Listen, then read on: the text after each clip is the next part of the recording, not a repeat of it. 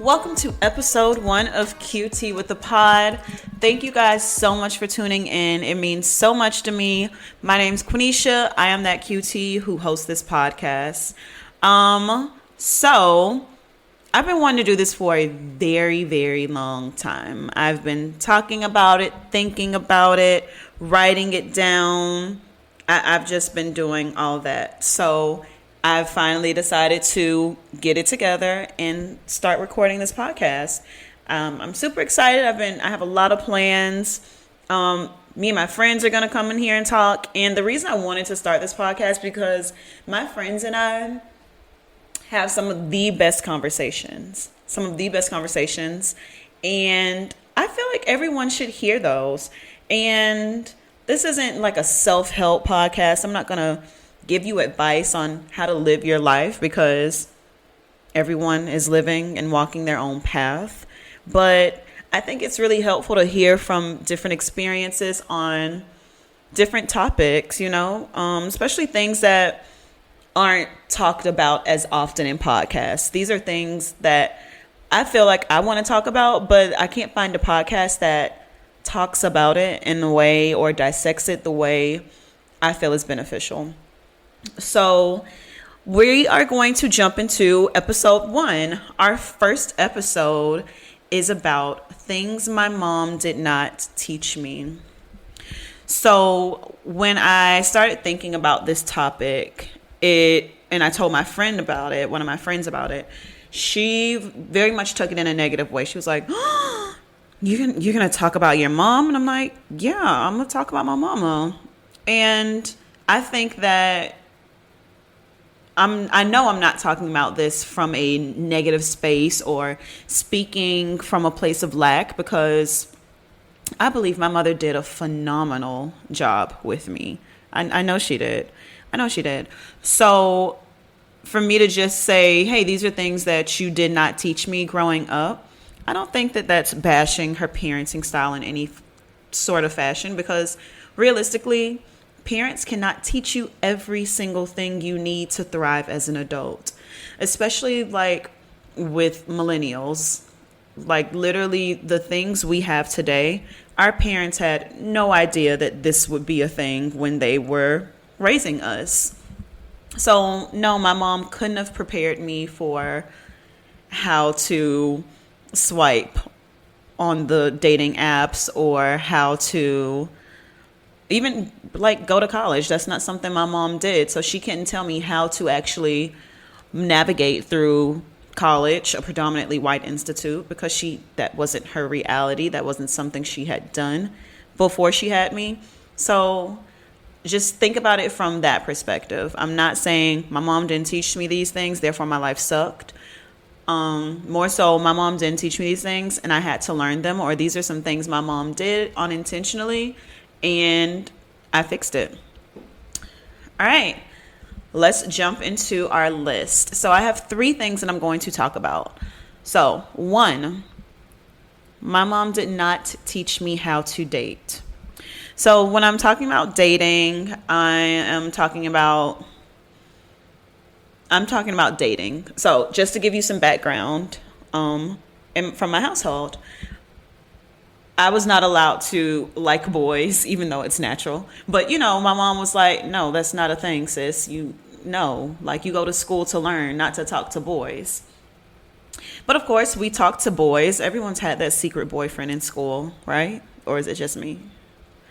But of course, we talk to boys. And I feel like because I had to sneak and talk to boys for so long, it made it difficult for me to be open. Well, I know it made it difficult for me to be open with my mom about boys as an adult, because right now as a 27-year-old, I'm still like, do I tell my mom that I'm going on a date, or do I tell her after the 3rd date?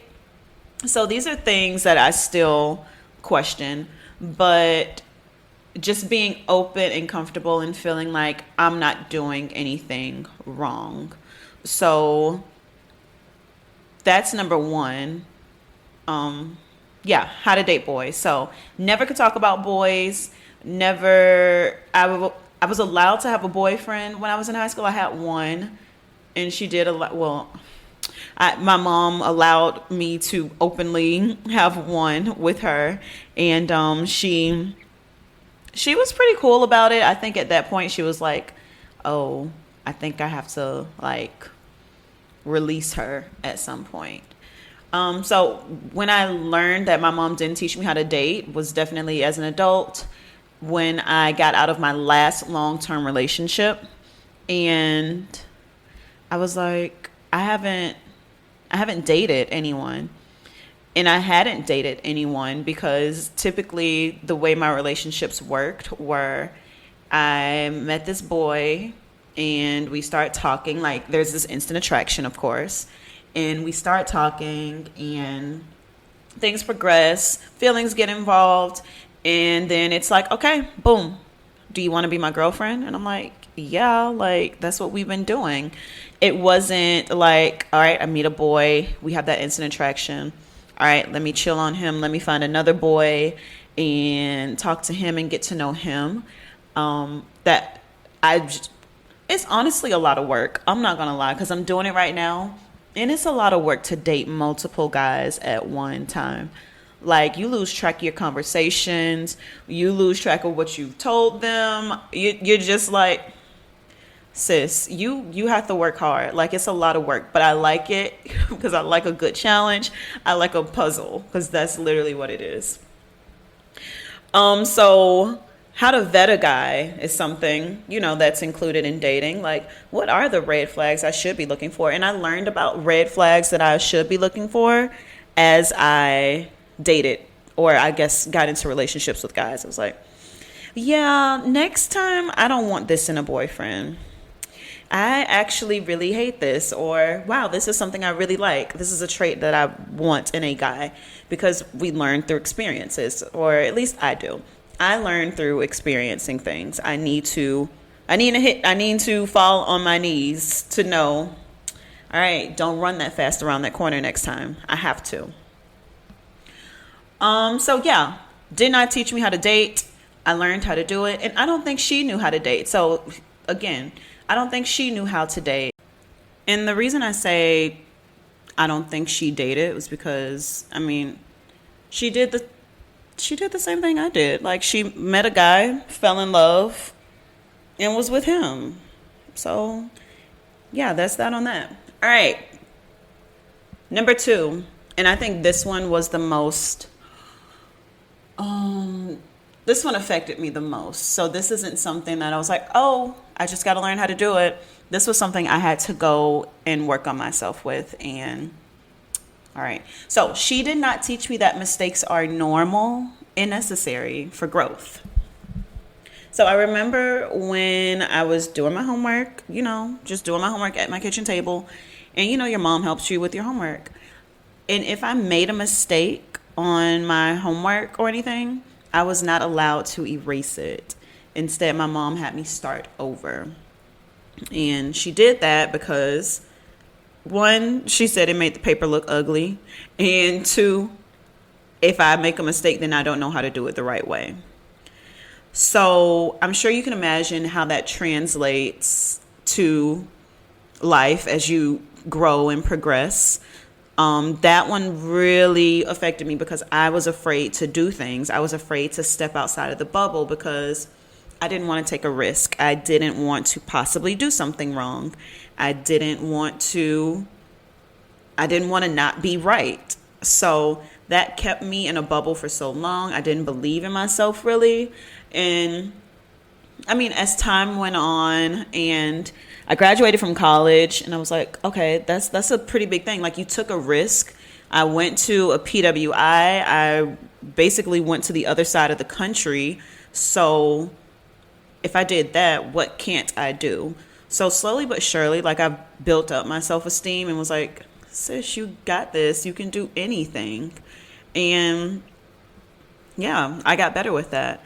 Now, I don't think my mom was thinking, I'm about to break this girl down. She's about to not believe in herself. I know she had great intentions. I don't think she understood the long-term impact of it.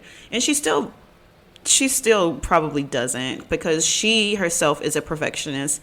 So whenever I'm around her and I make a mistake, I'm like, oh, whoopsie daisy. I will fix it. But when she makes a mistake, she's like, no, I can't do that again. I can't believe I did that. Like, she's in disbelief. And I mean, that's just who she is. That's not who I am. And that's not who I'm going to be. So as a result of that, I've definitely come to fully embrace all of my mistakes, because without mistakes, you wouldn't learn from them. So again, experience is the key here. So even like thinking to tie that back to the relationship thing, if you don't date different guys or even get into relationships with different guys, you will never know what you like or don't like in a relationship with someone. I think it's very rare that someone never interacts with the opposite sex and then their first relationship is it's perfect. It's either one, you don't even know what you really want, so this is what you're accepting, or two, you're just happy living in a lie. So yeah, perfect. All right, and then number 3, my mom never taught me how to settle.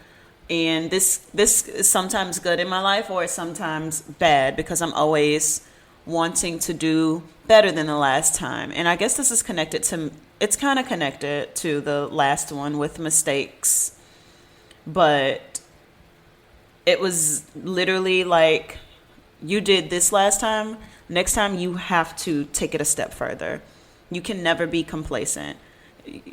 And I mean, I was never... Again, just thinking back to my childhood, I never like settled down or just watched TV all the time. I was always doing some type of math work or reading a book, trying to figure out, all right, like, how can I get better? And even as an adult now, when I get feedback at work, I'm always like, okay, I don't even look at the positive. I don't look at the positive, and I hate that about myself, and I want to get better at it. I want to get better at congratulating myself and celebrating like everything. But instead, I always go straight for the negative. I'm like, okay, this is what I did wrong. Okay, thank you. So I know next semester I need to do this and this and this to be better. So never settling. Again, that can be positive or negative. So those are the 3 things my mom didn't teach me. That she did not teach me. Just to recap, my mom did not teach me how to date. My mom did not teach me that mistakes are normal and necessary for growth. And my mom did not teach me to settle. Okay?